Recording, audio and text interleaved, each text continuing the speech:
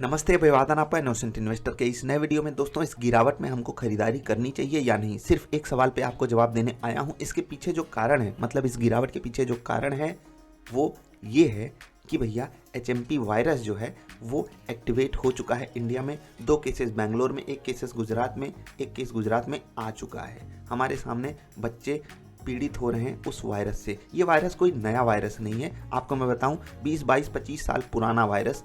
मतलब वायरस तो बहुत ही पुराना होगा, लेकिन बहुत पहले ही इसके बारे में जानकारी इकट्ठा की जा चुकी है। तो इसके उपाय यानी कि इसका सोल्यूशन हमारे सामने बहुत आसानी से आ सकता है। तो इसलिए उतनी टेंशन की ज़रूरत नहीं है जितनी कोविड में थी। अभी मार्केट में वैसे ही प्रेशर है, FIIs प्रेशर डाल रहे हैं। यहाँ पर जो रिटेल इन्वेस्टर है वो डरा हुआ है, टेक्निकल्स थोड़े से कमज़ोर पहले से ही थे। तो इसीलिए ये गिरावट में वो होता है ना कि आग में घी डालने वाला काम हो गया जब HMP वायरस वाली न्यूज़ हमारे सामने आ गई। ग्लोबल मार्केट से कुछ खास संकेत है नहीं, इसीलिए ये सारा तांडव आज मार्केट में देखने को मिला।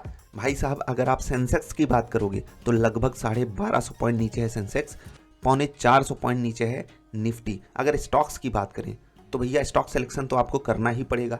स्टॉक की बात करें तो अपोलो हॉस्पिटल 2% ऊपर है, टाटा कंज्यूमर लगभग 1% ऊपर है, बाकी सब ऐसे ही फ्लैट समझ लो। गिरावट में देखो कमोडिटी स्टॉक्स, टाटा स्टील 5% नीचे, ट्रेंड भी देख लो, BPCL, NTPC, सरकारी स्टॉक्स आज भयंकर पिटे हैं। अदानी ग्रुप के स्टॉक्स जो महंगे स्टॉक्स थे वो भी भयंकर पिटे हैं। तो क्या कर सकते हैं, ये तो निफ्टी की बात है। और नेक्स्ट 50 में जाओगे हालत और टाइट है। यूनियन बैंक 8% नीचे, अदानी सोल देखो 6% नीचे, बैंक ऑफ बड़ौदा 6% नीचे, IRFC 5.5% नीचे। कब होता है ये? बहुत ही रेयर सिनारियोज में। तो ऐसे सिनारियो में आपको क्या करना है, अपना अच्छा वाला स्टॉक तलाशना है और वहाँ पर अपना प्राइज जो आपने पहले से डिसाइड किया हुआ है वहाँ पर एंट्री लेने के बारे में सोचना है। कुछ एक बातें आपसे मैं ज़रूर करना चाहूँगा। देखो, हम सब मतलब होता है ना कि टेंशन में आ जाते हैं कि यार हम अगर सही चीज़ नहीं लिए तो क्या होगा। देखो, ये स्टॉक आपको दिवाली पे बताया गया था, पोर्टफोलियो में डाल के दिया गया था, भैया खरीद लो। अब इसका वेटेज कम था, लेकिन इसने जो किया है वो काबिले तारीफ है। भाई साहब, ऐसा स्टॉक सोचो, 2 महीने में मल्टी बैगर है ये स्टॉक। 70% तो 1 महीने में, और जब से हमने रिकमेंड किया है, हम लोगों ने जब से इसको खरीदा है तब से ये 110-112% ऊपर है। 100% से ज़्यादा का रिटर्न इस इकलौते स्टॉक ने दे दिया। पोर्टफोलियो निफ्टी के आसपास चल रहा है, निफ्टी आज ज़्यादा ही गिर गई 2%। पोर्टफोलियो भी गिरा है, विदाउट एनी डाउट गिरेगा यार, लेकिन अभी भी पोर्टफोलियो का रिटर्न उस दिन से पॉजिटिव है और निफ्टी का रिटर्न लगभग 3% नेगेटिव हो चुका है। ठीक है, पोर्टफोलियो अभी अगर आप चेक करोगे तो लगभग 2.2% के आसपास पॉजिटिव है और निफ्टी 3% के आसपास नेगेटिव है। तो एक अल्फा हमने जनरेट कर लिया, लेकिन अब उस अल्फा का क्या ही काम कि निफ्टी एक तरफ चले तो थोड़ा मज़ा भी आए। निफ्टी अगर नीचे जा रही है तो फिर हमको भी अल्टीमेटली नीचे आना ही पड़ेगा। लेकिन ITI जैसा स्टॉक आज भी अपर सर्किट मार के खड़ा है। न्यूज़ आ गई, हम किस्मत वाले थे, लेकिन फिर भी स्टॉक सिलेक्शन अगर आप सही किए रहोगे तो आपके साथ अच्छी संभावनाएं ज़्यादा बनने की मतलब अच्छी संभावनाएं बनने के आसार बढ़ जाते हैं। That's it. अब क्या करना है, स्टॉक्स कैसे सेलेक्ट करने हैं, कहाँ से सेलेक्ट करने हैं। देखो, आपके सामने पूरी एक लिस्ट है, आपको यहाँ से डेटा ढूंढना भी आना चाहिए। आप इंडाइसेस में जाओ, मार्केट डेटा के अंदर इंडाइसेस में जाओ, वहाँ पर ढूंढो आपको किस कैटेगरी का स्टॉक चाहिए। निफ्टी 50 में से, नेक्स्ट 50 में से, 100, 200, 500, मिड कैप, स्मॉल कैप, ढेर सारे हैं। इंडिया ब्रिक्स में मत घुस जाना क्योंकि वहाँ पर वोलाटिलिटी आपको मिलेगी। तो चलिए, मिड कैप 100 में मैं आपको कुछ स्टॉक्स बता देता हूँ जिन पे आपकी नज़रें एकदम अच्छे से होनी चाहिए। ठीक है, ज़्यादा पैसा है पेज इंडस्ट्रीज़ के ऊपर फोकस करो, नहीं पैसा है, पैसा होगा तभी तो आप यहाँ पर हमें देखने आए हो, हमसे बात कर रहे हो। पैसा होगा, मैं मजाक कर रहा था क्योंकि वो 50,000 का स्टॉक है। ठीक, अब देखो, जुबिलियंट फूड पे आप नज़र रख सकते हो जबकि वो ऊपर ही था। चलिए यहाँ पर ऐसे आ जाते हैं जो ज़्यादा गिरे हैं। इरेडा कौन नहीं खरीदेगा, NCL इंडिया कौन नहीं खरीदेगा, हिंदुस्तान पेट्रोलियम कौन नहीं खरीदेगा। बस आपकी रडार पे वो स्टॉक होना चाहिए। ऐसा ना हो कि हिंदुस्तान पेट्रोलियम भी खरीद रहे हो, BPCL भी खरीद रहे हो, इंडियन ऑयल कॉर्पोरेशन भी खरीद रहे हो। देखना होता है कि आप किस कैटेगरी में, किस सेगमेंट में आप पैसा डाल रहे हो। SJVN आप देखो, सारी अच्छी कंपनियां हैं। Aditya Birla fashion retail limited, ठीक है, कितना हम लोगों ने इसके बारे में बात करी है। यस बैंक छोड़ दीजिए, फैक्ट छोड़ दीजिए, और छोड़ इसलिए रहा हूँ क्योंकि उसके बारे में मैंने एनालिसिस नहीं किया हुआ है। IRB छोड़ दीजिए, ठीक है। सुंदरम फाइनेंस अच्छी कंपनी है, ज़्यादा रिसर्च इसके ऊपर भी नहीं है। RVNL भाई साहब कहाँ से कहाँ पहुँचा दिए लोग इसको। कोचिन शिपयार्ड अभी सरकार ने इसमें हिस्सेदारी कम की है अपनी, उसके बाद देखिए 5% आज भी नीचे ये क्लोज किया है। आप मैसडॉक देख लीजिए कितना बढ़िया स्टॉक है। BSC देख लीजिए 5% लगभग नीचे है। ये इन सब स्टॉक्स पे आपकी नज़र होनी चाहिए। IDBI हो गया, ठीक है, आइडिया हमने बताया ही है कि भैया आप नज़र इस पे ज़रूर रखो, ठीक।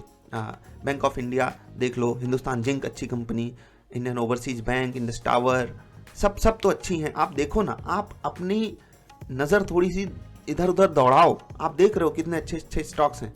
Oil India, Prestige, OFSS, NMDC, MRPL, और हम सिर्फ मिड कैप की बात कर रहे हैं। अभी हम निफ्टी और अदर स्मॉल कैप वगैरह में नहीं गए हैं। तो मिड कैप में आपको मैंने अच्छे अच्छे स्टॉक्स बता दिए, और भी आप ढूंढ सकते हो। अच्छे स्टॉक्स का मैं लगातार डिस्कशन करता ही रहता हूँ। अभी ठंडी चल रही है, गर्मी आएगी तो वोल्टास चमकेगा, टाटा एलेक्सी, टाटा कम्युनिकेशन, टाटा कंज्यूमर तो आज ऊपर ही है, डिक्सन देख लो, परसिस्टेंट सिस्टम देख लो, ठीक, Poonawalla corporation, Marico, Apollo tyre, Tata tech, देखते जाओ, एक तरफ से स्टॉक्स ही स्टॉक्स हैं आपके लिए। तो ये हो गई स्टॉक्स की लिस्ट, जहाँ से आप अपनी एक वॉच लिस्ट बना सकते हो, जो भी आपको ज़्यादा प्यारा हो। हाँ, कुछ लोग इस पे नज़र रखते हैं कि हम बाउंड के लो वाले स्टॉक्स को सिलेक्ट कर लें, तो भैया ये वाली गड़बड़ी करने की कोशिश मत करना।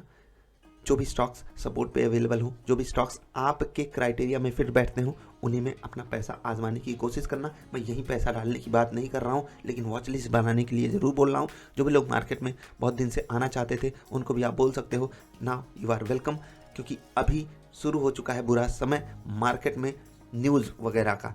काफ़ी दिनों से मार्केट गिर भी रही है, ऊपर से ये वायरस वाली बात आ गई।